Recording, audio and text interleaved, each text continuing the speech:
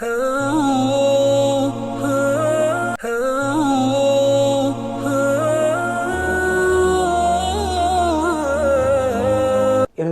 என்னுடைய 270வது தொடரிலே மனாபில் இஸ்லாம் நிகழ்ச்சியின் மஸ்ஜித் அக்ஸாவுடைய ஹுத்பாவை ஹத்தீப் முஹம்மது சலீம் முஹம்மது அலி ஹஃபிதுல்லாஹ் நிகழ்த்தினார். ஹுத்பாவின் தலைப்பு ரமலான் என்பது ஒரு மனிதனை பரிசுத்தப்படுத்தக்கூடியதாகவும் மற்றவர்களுக்கு உதவி செய்ய வேண்டும் என்ற உணர்வை ஏற்படுத்தக்கூடியதாகவும் இருக்கிறது என்பதாகும்.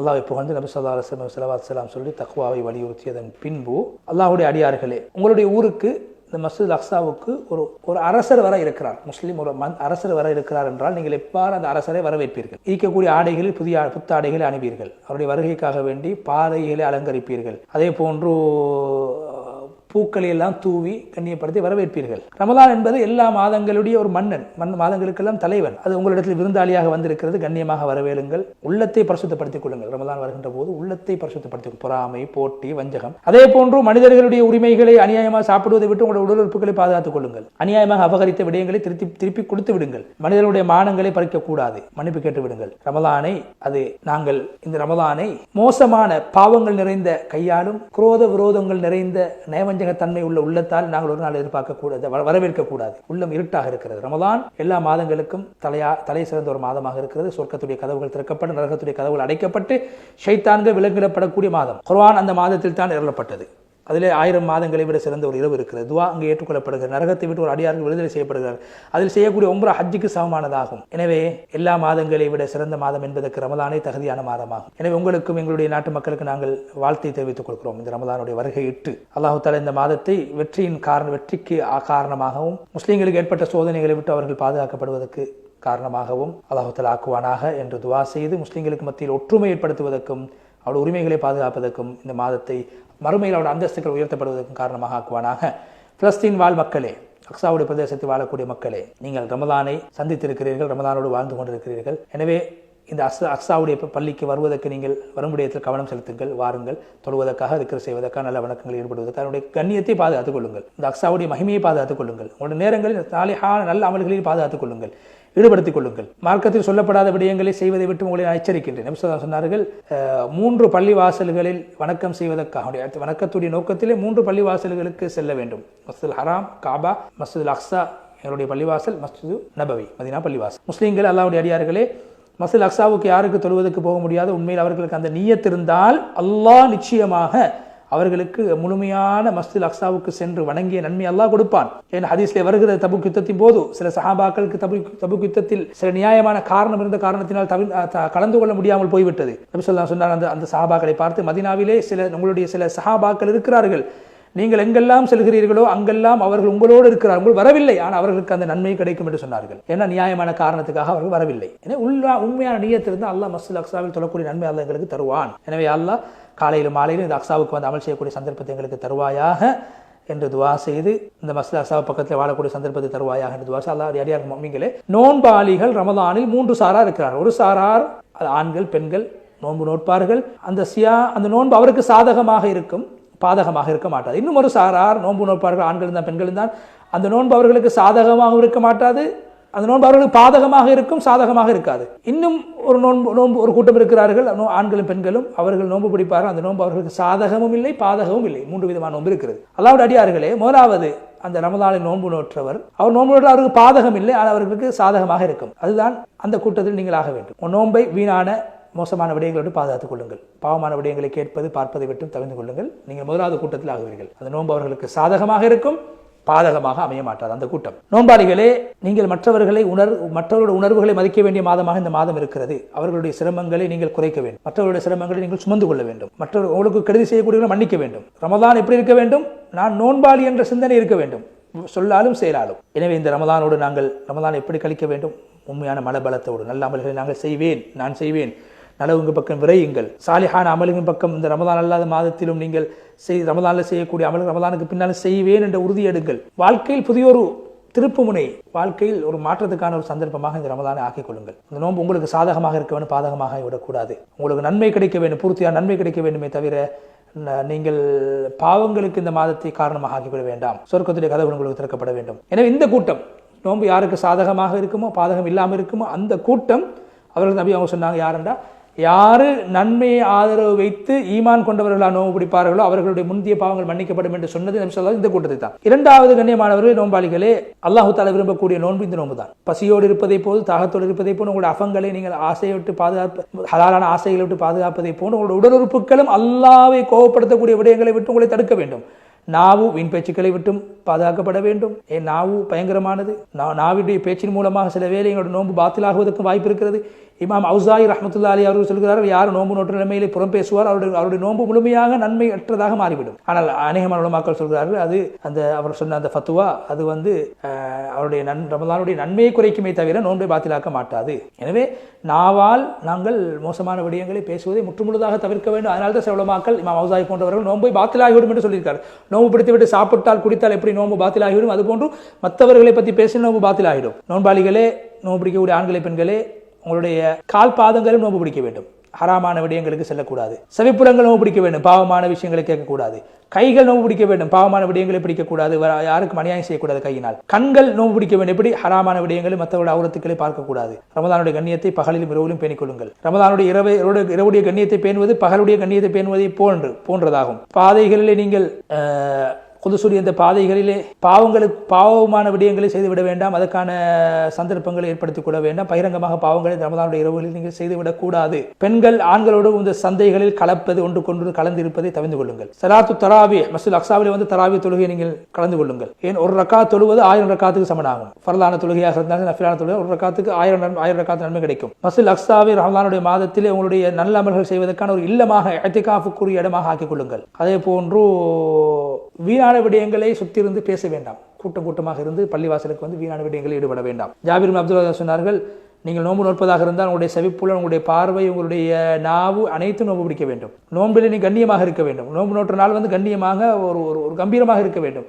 நோன்பு பிடிக்கக்கூடிய நாளுக்கும் நோன்பு இல்லாத நாளுக்கும் இடையிலே வித்தியாசம் இருக்க வேண்டும். 2 நாட்கள் ஒரே நாட்களை போன்று இருக்கக்கூடாது. ஜாபிர் பின் அப்துல்லாஹ் ரலியல்லாஹு அன்ஹு சொன்ன கருத்து. அல்லாஹ்வுடைய அடியார்கள் முஸ்லீம்களே, இப்படியான மேலே சொல்லப்பட்ட தன்மைகள் இருந்து அந்த நோன்பு ஏற்றுக்கொள்ளப்பட்ட நோன்பாக இருக்கும். அப்படியான தன்மைகளை நீங்கள் உங்களுடைய வாழ்க்கையில் ஏற்படுத்திக் கொள்ளுங்கள். அல்லாஹ்வுடைய அடியார்களே, ரமலானுடைய மாதத்தில் நீங்கள் நன்மை ஆசை வைத்து நன்மைகளை செய்ய வேண்டும். நன்மை கிடைக்கும் என்ற எதிர்பார்ப்போடு நல்லவர்கள் செய்ய வேண்டும்.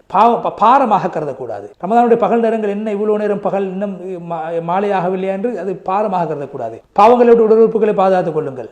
ஃபர்துகளை நிறைவேற்றுங்கள். நஃபிலான தொழுகைகளை கவனம் செலுத்துங்கள். குர்ஆன் ஓதுவது, ஏழைகளுக்கு உணவளிப்பது, அனாதைகளை கவனிப்பது, இந்த மாதிரி விடயங்களை கவனம் செலுத்துங்கள். நோன்பாளிகளே, எல்லா நேரத்திலும் ஒரு நோன்பாளி தாகத்தோடு இருக்கும் போது அல்லாஹு தஆலா அவருக்கு சிறந்த கூலியை கொடுக்கின்றார்.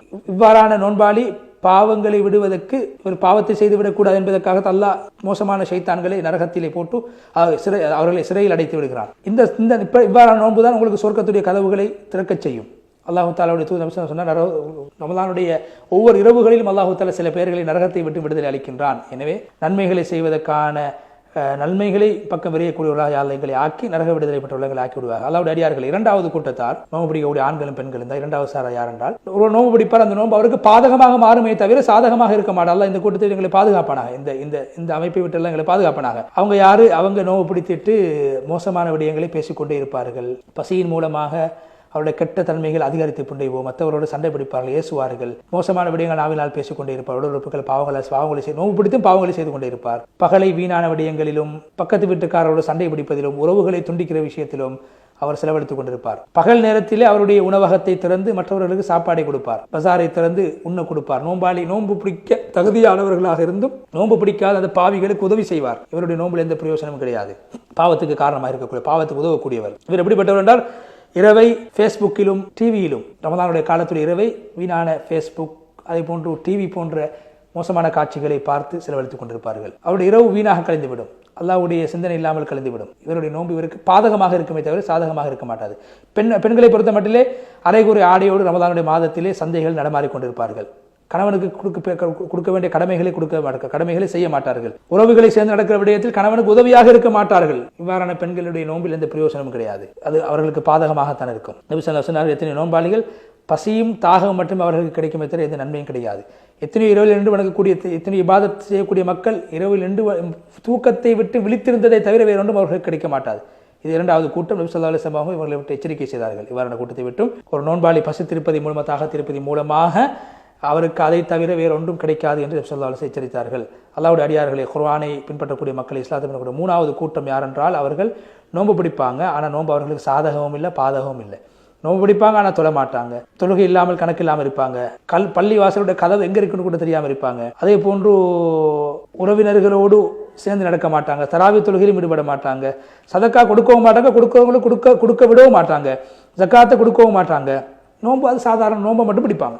இந்த நோன்பு இவங்களுக்கு சாதகமும் இல்லை பாதகமும் இல்லை. நோன்புடைய உண்மையான யதார்த்தத்தை புரிந்து கொள்ளாமல் இருப்பார்கள். ரமதானுடைய பகலை பாரமாக கருதுவார்கள், இரவை நீளமாக கருதுவார்கள். அவருடைய உடம்பு நன்மைகளை விட்டும் தூரமாக்கப்பட்டதாக இருக்கும். அவருடைய அந்தஸ்து அது வீணான ஆசைகளை கொண்டு அவருடைய மீசான் பாவங்களை கொண்டு நிறைக்கப்பட்டதாக இருக்கும். நன்மைகளை அவர்கள் அடைந்து கொள்ள மாட்டார்கள். ஏன்? நன்மைகளின் பக்கம் அவர்கள் விரையவில்லை, நன்மைகளை செய்யவில்லை. அல்லாஹ் இவர்களுடைய நோன்பை ஏற்றுக்கொள்வான், ஆனால் அந்த நோன்புடைய பிரயோசனத்தை அவர்கள் காண மாட்டார்கள். ரமதான் முடிகின்ற போது நஷ்டவாளிகளாகத்தான், வங்குரோத்துக்காரர்களாகத்தான் அவர்கள் அந்த ரமதானை கடந்து செல்வார்கள். மீசானில் அவர்கள் இந்த நோன்புக்கு எந்த ஒரு பாரமும் இருக்க மாட்டாது. சிராத்தில் அவர்களுக்கு அந்த நோன்பு சிராத்து முஸ்தகிம் பாலத்தில் அவர்களுக்கு பாதுகாப்பாக அமைய மாட்டாது. எனவே ரமதான் சென்று விட்டால் ரமதானுடைய பாக்கியங்கள் எல்லாம் சென்றுவிடும். நஷ்டவாளிகளாக அவர்கள் மாறிவிடுவார்கள். ரமதான் சென்றும் பாவ மன்னிப்பை பெறாதவர் அவர் நஷ்டவாளி. நரகத்தை விட்டு விடுதலை பெறாத நஷ்டவாளி. அதே போன்று மனைவியோடு கெட்டெண்ண வைத்து வாழக்கூடியவர் ரமதான் வந்தும் அவர் திருந்தவில்லை என்று நஷ்டவாளி. பக்கத்து வீட்டுக்காரோடு மோசமாக நடக்கக்கூடிய, மனைவியோடு மோசமாக இருக்கக்கூடிய, உறவினரோடு மோசமாக இருக்கக்கூடியவர் அவர் நஷ்டவாளியாக இருப்பார். அதே போன்று முஸ்லீம்களோடு இந்த மாதத்தில் நான் நோம்பாளி என்ற விடயத்தை கருத்தில் கொண்டு சண்டை சச்சரவில் ஈடுபடக்கூடியவருக்கும் நன்மைகள் கிடைக்க மாட்டாது. அதை நாங்கள் தவிர்த்து கொள்ள வேண்டும். அல்லாஹ்வுடைய அடியார்களே, 4வது ஒரு கூட்டம் இருக்கிறாங்க. அவங்க கட்டாயம் தௌபா செய்யணும் இந்த மாதத்தில். அவங்க யாரும் பகிரங்கமாக நோன்பு பிடிக்க சக்தி இருந்து நோன்பு பிடிக்காதவர்கள் வேணுமென்றே. ஃபுகஹாக்கள் இவங்களை ஜனாதீக், மார்க்கத்தை விட்டு வெளியேற்றப்பட்டவர்கள் என்றும் சொல்லியிருக்கிறார்கள். எனவே அந்த ஜிந்தீக் என்ற வார்த்தை பைத்தியகாரனுக்கு சொல்வதும் பொருத்தம் இல்லை. ஆனால் நோன்பு பிடிக்க சக்தி இருந்து பிடிக்காதவர்களுக்கு உலமாக்கள் ஜிந்தீக் என்று சொல்லியிருக்கிறார்கள். எனவே இவர்களுக்கு தெரியாதா முஃமின்களில் நல்லவர்களாக மாற வேண்டும், பாவங்களை விட வேண்டும், பகிரங்கமாக இந்த நோன்பை விட்டும் பகிரங்கமாக சாப்பிடக்கூடாது என்று இவர்களுக்கு தெரியாதா? நரகம் கிடைக்கும் என்ற எச்சரிக்கை இவர்களுக்கு இல்லையா? ஹதீஸ்ல வந்திருக்கிறது, இஸ்லாமுடைய தூண்கள் 5 ஆகும். முதலாவது லா இலாஹ இல்லல்லாஹ் என்ற கலிமா, 2வது நபி ஸல்லல்லாஹு அலைஹி வஸல்லம் அவர்கள் அல்லாஹ்வுடைய தூதர் முஹம்மது ஸல்லல்லாஹு அலைஹி வஸல்லம் ரசூலாக ஏற்றுக்கொள்வது, அதே போல 2வது நோன்பு தொழுகை நிலைநாட்டுவது, 3வது ஜக்காத் கொடுப்பது, 4வது நோன்பு பிடிப்பது, 5வது ஹஜ் செய்வது. எனவே இவ்வாறான கடமைகள் ஒரு முஃமினுக்கு இருக்கிறது என்பதை நீங்கள் புரிந்து கொள்ளவில்லையா? புரிந்து கொள்ளாமல் நீங்கள் பகிரங்கமாக பகல் நேரங்களிலே சாப்பிட்டுக் கொண்டிருக்கிறீர்கள் என்று எச்சரித்து விட்டு துவா செய்து ஹத்தீப் அவர்கள் ஹுத்பாவுடைய முதல் பகுதியை விட்டு விடைபெற்று சென்றார். 2வது பகுதியிலே அல்லாஹ்வுடைய அடியார்களே, அல்லாஹ்வை புகழ்ந்து நபி ஸல்லல்லாஹு அலைஹி வஸல்லம் சொன்னதுக்கு பின்னால், அல்லாஹ்வுடைய அடியார்களே, யாருடைய நோன்பு அவருக்கு சாதகமாக இருக்குமோ அவ்வாறானவர் அவர் ரமதானுடைய இறுதியில் கொடுக்கக்கூடிய அந்த ஜகாத்துல் ஃபித்ரா அரிசி அவருடைய அந்தஸ்தை உயர்த்தும் அல்லாஹ்விடத்திலே, நோன்புடைய குறைகளை பூர்த்தி செய்யும். இன்னும் ஒருவருடைய நோன்பு இருக்கிறது, அவருடைய நோன்பு அவருக்கு பாதகமாகவே இருக்கும். சதகத்துல் ஃபித்ரா என்ன செய்யும்? அவருடைய பாவங்களை விட்டு அவரை பாதுகாத்து அவரை பரிசுத்தப்படுத்தும், ஏனைய பாவங்களை விட்டு பரிசுத்தப்படுத்தும். இன்னொரு நோன்பாளி நோன்பு அவருக்கு சாதகமும் இல்லை பாதகமும் இல்லை. அல்லாஹ்வுடைய ரஹ்மத் விசாலமானது. சதகத்துல் ஃபித்ராவை அவர் கொடுப்பதன் மூலமாக மீசானுடைய தராசில் அவர் உண்டான நன்மையை பெற்றுக்கொள்வார். அல்லாஹ்வுடைய அடியார்களே, சதகத்துல் ஃபித்ர் ரமலானுடைய அந்த மாதம் முடிவடைந்து ஷவ்வாலுடைய மாதம் பிறக்கின்ற போது கட்டாயமாகிவிடும். ஆனால் ஒரு முஸ்லீம் ரமதானுடைய ஆரம்பத்திலிருந்து அதை கொடுப்பதற்கு அனுமதி இருக்கிறது. அதை பார்ப்பதும் ஜக்காத்தும் அதை ஒரு வருடத்துக்கு முன்னால் முற்படுத்தி கொடுக்கலாம். எனவே ஜக்காத்துல் ஃபித்ர் அவசரமாக கொடுக்க முயற்சி, ஜக்காத்தையும் கொடுப்பதற்கு முயற்சி. ரமதானுடைய ஆரம்பத்திலே என்னுடைய மக்கள் மிகவும் பாதிக்கப்பட்டவர்கள் இருக்கிறார், அதுக்கு பொருத்தமாக அமையும் ஜக்காத்தையும் ஜக்காத்துல் ஃபித்ராவையும் முற்படுத்தி கொடுங்கள் ரமதானுடைய மாதத்திலே என்று சொல்லி நோம்பாளிகளே சில பேர் நினைத்துக் கொண்டிருக்கிறார்கள், எங்களுடைய நாட்டிலே ஏழைகள் இல்லை என்று ஜக்காத்தை கொடுப்பதற்கு, ஜக்காத்துல் ஃபித்ராவை கொடுப்பதற்கு. நாங்கள் அவர்களுக்கு சொல்கிறோம், இன்று எங்களுடைய நாட்டிலே வேலை செய்யக்கூடிய பணியாளர்களுக்கு சரியான சம்பளம் இல்லை, அரசு உத்தியோகத்தர்களுக்கு சம்பளம் இல்லை. எனவே அவர்களுக்கு ஜக்காத்தை கொடுங்க. அனாதைகள் இருக்கிறார்கள், பெண்கள் இருக்கிறார்கள், குடும்பம் இல்லாமல் விதவைகளாக இருக்கிறார்கள், அனாதைகள், இவர்களுக்கு ஜக்காத்தை கொடுங்கள். பணம் இருந்தாலும் அது அவருடைய பணம், சம்பாதிக்கக்கூடிய பணம் அவருடைய தேவைகளுக்கு போதாததாக இருக்கிறது, அவர்களுக்கு ஜக்காத்தை கொடுங்கள். அத்தியாவசிய தேவைகளுக்கு கொடுங்கள். ஜக்காத்துல் ஃபித்ரையும் கொடுக்கலாம். எனவே அல்லாஹ் பயந்து கொள்ளுங்கள். நபி ஸல்லல்லாஹு அலைஹி வஸல்லம் சொன்னார்கள், யார் இன்னொரு சகோதரனுக்கு உதவி செய்வாரோ அல்லாஹ் அவருக்கு உதவி செய்வார். யார் இன்னொரு முஸ்லீமுடைய பிரச்சனையை தீர்த்து வைப்பார், அல்லாஹ் அவருடைய மறுமையுடைய பிரச்சனையை தீர்த்து வைப்பான். எனவே அல்லாஹ்வுடைய அடியார்கள் நோன்பாளிகளே, நீங்கள் எப்போதும் அல்லாஹ்வோடு தொடர்பட்டிருக்க வேண்டும் என்பது உங்களுடைய புத்தியின் அடையாளமாக இருக்கிறது, பரிபூர்ணம் அடைந்திருக்கிறது என்பதற்கான அடையாளமாக இருக்கிறது. ஏன்? மஸ்ஜித் அக்ஸாவோடு நீங்கள் எப்போதும் தொடர்பட்டிருக்க வேண்டும். அல்லாஹ்வை வணங்குங்கள். ரமதானுடைய மாதத்தில், ரமதான் அல்லாத மாதத்தில் அல்லாஹ்வை வணங்குங்கள். அதே போன்று உங்களுடைய உறவினர்களோடு சேர்ந்து நடவுங்கள், துண்டிக்க வேண்டாம் உறவுகளை திண்டு நடக்கக்கூடிய மக்களே சேர்ந்து நடவும். இந்த மார்க்கம் உங்களுடைய இரத்தத்தில் கலக்க வேண்டும், உங்களுடைய சதையாக இரத்தமாக இந்த மார்க்கம் இருக்க வேண்டும். மார்க்கத்தை நீங்கள் பாதுகாக்கிற விடயத்திலே முயற்சி செய்யுங்கள். அல்லாஹ்வுடைய அடியார் நோன்பாளிகளே, அக்ஸா இந்த உங்களை மறுமையில் நரகத்தை விட்டு பாதுகாக்கக்கூடியதாக இருக்கிறது, உலகத்தில் உங்களுக்கு சுவர்க்கமாக இருக்கிறது. எனவே அக்ஸாவுடைய விடயத்திலே நீங்கள் கவனம் செலுத்துங்கள். அங்கு பள்ளிவாசலுக்கு வாருங்கள், நீங்கள் இங்கே தொழுவுங்கள், திக்ரில் ஈடுபடுங்கள், அதே போன்று உங்களுடைய உள்ளத்தை இந்த அக்ஸாவோடு சம்மந்தப்படுத்துங்கள். இது நபி ஸல்லல்லாஹு அலைஹி வஸல்லம் இஸ்ராவுடைய பயணத்தை மேற்கொண்ட இடமாக இருக்கிறது. முதலாவது முஸ்லீம்களுடைய கிப்லாவாக இருக்கிறது. நோன்பாளிகளை பொறுமையாக இருங்கள், நல்ல அமல்களை பொறுமையாக செய்யுங்கள், ஹராமான விடயங்களுடைய விஷயத்திலும் பொறுமையாக நடந்து கொள்ளுங்கள், சோதனைகள் வருகின்ற போதும் பொறுமையை கையாளுங்கள். ஏனென்றால் பொறுமை 3 வகை. சோதனைகள் ஏற்படுகின்ற போதும் பொறுமை செய்ய வேண்டும், நன்மைகளை செய்கின்ற போதும் பொறுமை செய்ய வேண்டும், பாவங்களை விட்டுகளை தவிர்க்கின்ற போதும் பொறுமை செய்ய வேண்டும். அல்லாஹ் குர்ஆனில் சொல்கிறான், ஈமான் கொண்டவர்களே பொறுமையாக இருங்கள், அதே போன்று மற்றவர்களுக்கும் பொறுமையாக இருக்குமாறு வேண்டிக் கொள்ளுங்கள், மார்க்கத்தில் உறுதியாக இருங்கள், நிச்சயமாக உங்களுக்கு வெற்றி கிடைக்கும், அல்லாஹ்வை பயந்து கொள்ளுங்கள். சூரா ஆல இம்ரான் 200வது வசனம். இதை ஓதி நீண்டதொரு துஆவை செய்து முழுமையாக புனித மஸ்ஜித் அக்ஸாவுடைய ஹுத்பா விட்டு விடைபெற்று. எனவே இந்த வாரம் 3 புனித ஸ்தலங்களுடைய ஹுத்பாக்களும் ரமதானுடைய மகிமையை கண்ணியத்தை பேணி நடக்க வேண்டும். எங்களுடைய உடல் உறுப்புகள் நோன்பு பிடிக்க வேண்டும். வெறும் பசியாக தாகமாக மாத்திரம் எங்களுடைய நோன்பு கழிந்துவிடக்கூடாது. உணர்வுகளை அடக்குவதை போன்று நாங்கள் எங்களுடைய உடல் உறுப்புகளையும் பாவங்களை விட்டு பாதுகாக்க வேண்டும். அதற்கான பயிற்சி ரமதானில் பெற்று ரமதானுக்கு பின்னால் எங்களுடைய வாழ்க்கையில் அதை செயல்படுத்த வேண்டும் என்ற கருப்பொருளை கொண்டதாக இன்றைய ஹுத்பாக்கள் அமைந்திருந்தன. அந்த அடிப்படையில் ரமதானுடைய மாதத்தை எஞ்சிருக்கக்கூடிய நாட்களை பெருமதியாக கழித்து ரமதானுடைய முழு வெகுமதிகளையும் அல்லாஹ் மூலமாக அடைந்து கொள்ளக்கூடிய நம் அனைவரையும் அல்லாஹ் தஆலா ஆக்கிரல வேண்டும் என்ற துஆவோடு நிகழ்ச்சியை பார்த்துக் கொண்டிருக்கக்கூடிய நேயர்களாக உங்களுக்கு துஆ செய்து நன்றி தெரிவித்து, நிகழ்ச்சி தயாரிப்பாளர் சகோதரர் ரிஸ்வான் அவர்களுக்கும் நன்றிகளை தெரிவித்து, இன்னும் ஒரு மனாபிருஸ்ஸா நிகழ்ச்சியோட இன்ஷா அல்லாஹ் உங்கள் அனைவரையும் மீண்டும் சந்திக்க வரை விடைபெற்றுச் செல்கிறோம். வ ஆகிரு தஅவானா அல்ஹம்துலில்லாஹி ரப்பில் ஆலமீன். வஸ்ஸலாமு அலைக்கும் வரஹ்மத்துல்லாஹி வபரகாத்துஹு.